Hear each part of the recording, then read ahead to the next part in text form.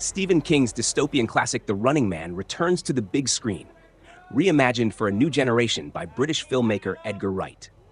The film made its UK premiere in London on Wednesday, November 5th, drawing stars, fans, and media from across the country. Edgar Wright, best known for hits like Baby Driver and Shaun of the Dead, walked the red carpet alongside his leading man Glen Powell, joined by co-stars Colman Domingo, Lee Pace, and Emilia Jones.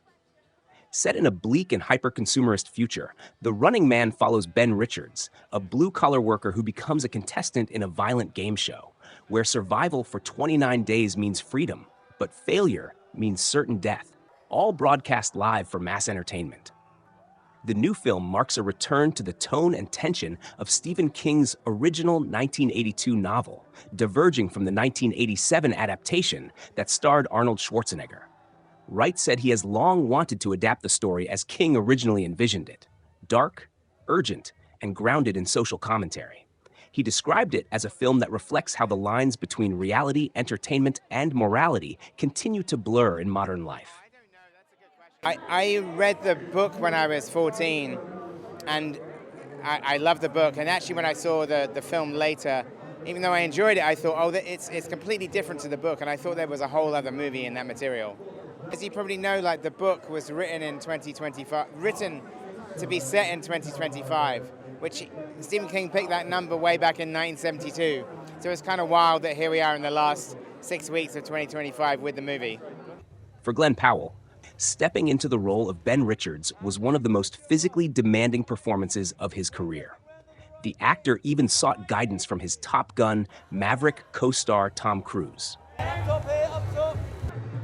So yeah, we do a lot of running in it. We do a lot of stunts in the movie. I'll say that as a grown adult, I don't know when the last time you've like run for your life was, but if you're doing it all night, it's a lot more exhausting than than you think it would be. So there's a guy that has more energy than anyone. It's Tom Cruise, and a lot of experience running on camera. So he was very generous with his advice. Well, no, I mean, the Stephen King book, this movie's based on the Stephen King book, so it's really the first time it's been put on camera.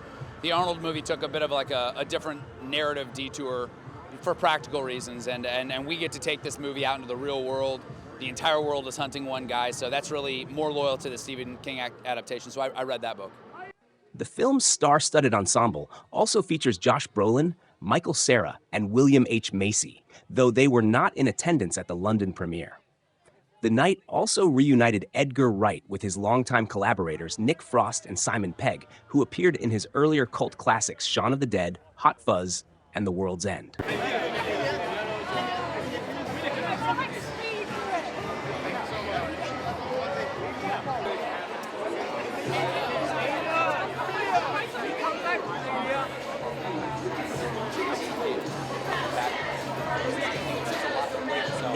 I mean, I saw it on a big screen, and I think that's the best way to see it. It's just so exciting. It's an exciting film. I mean, I think that's what drew me to Emilia Williams, because she has such a character arc. She starts in one place in the film and ends in a completely different place, and I think that it was just so rewarding to be able to play someone that really learns a lot during a space of a very short amount of time.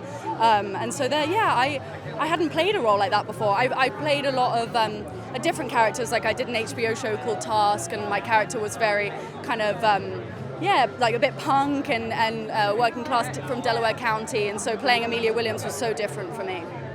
I was so shocked and like excited, because I'm used, as you said, like I'm used to doing a lot of independent movies, and so, you know, coming onto the set of The Running Man with a phenomenal cast and like every day having all these stunt scenes and like blowing up this building and like this and that, it was just so grand and it was just so alien to me. So I felt so lucky and excited to be a part of it. My adrenaline was high every single day. With its sharp social commentary, high-octane action, and a timely reflection on media obsession, The Running Man promises to deliver both spectacle and substance. The Running Man releases in UK cinemas on November 12th and opens worldwide on November 14th.